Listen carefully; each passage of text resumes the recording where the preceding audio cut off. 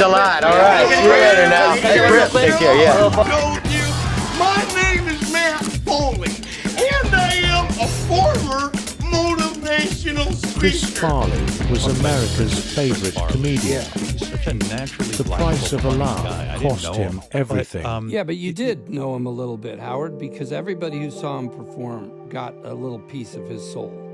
I loved talking to regular people, and every one of them go, Jim, oh my gosh, you're gonna love Chris Farley. Like, really? It will be some time before we know for sure what killed 33-year-old Chris Farley, one of America's best-known combined actors and comedians. Ladies and gentlemen, please welcome back to the program our old friend Chris Farley. On December 18th, 1997, one of America's funniest entertainers was found dead in his Chicago apartment. Toxicology reports, which will determine He how was Farley only died, 33 may not years be old. for weeks. Millions knew Chris Farley as the fearless comedian who threw himself into every performance, making audiences laugh until they couldn't breathe. But behind the fame, the chaos, and the laughter was a man fighting a deeply personal battle that few truly understood. When he'd get pissed at David Farley, he'd always come over to me and like he had a crazy temper, Farley. Friends later said that Chris spent much of his life trying to make everyone else happy while quietly losing himself in the process. This is the story of extraordinary talent, immense pressure, and the tragic price of being America's funniest man. Christopher Crosby Farley was born on February 15, 1964, in Madison, Wisconsin, and grew up in a large Irish Catholic family, where he discovered early that laughter had the power to bring people together. He was energetic, charismatic, and naturally hilarious. Chris quickly became the entertainer of his family and friends. As a child, he admired many comedians, but no one influenced him more than John Belushi, whose fearless, larger-than-life performances left a lasting impression.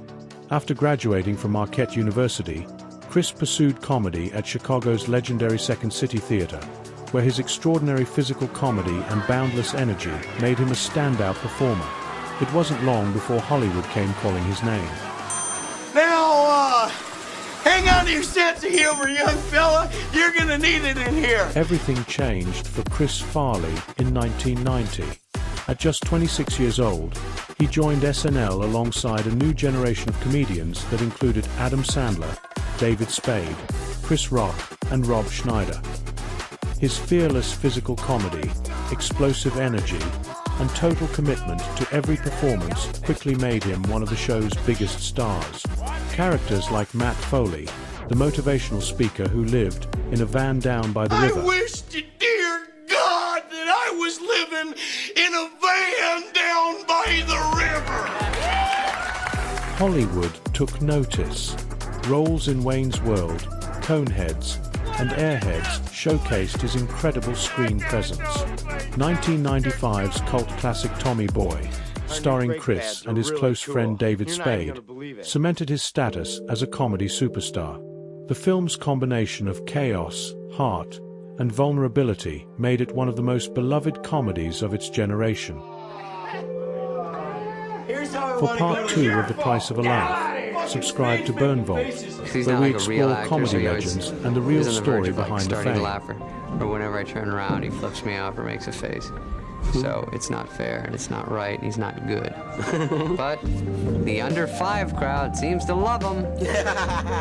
Give him what he wants. Behind the success and laughter, Chris was fighting a private battle. Friends and colleagues watched as he struggled with addiction, insecurity, and the growing fear that people only valued him when he was performing. Despite multiple attempts at treatment and rebuilding his life, the pressure never seemed to fade.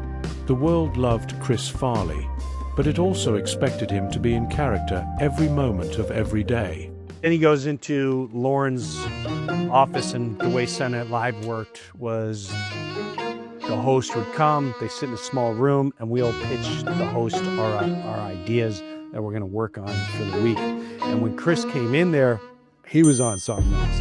He was twitching and he's sweating and itching. me and the guy in my office were looking at each other like, that's not the one. I think he wanted to go like John at 33. One friend saying, comedians like Chris Farley use their comedy to win the applause of strangers, but sometimes no amount of public approval can silence their personal demons.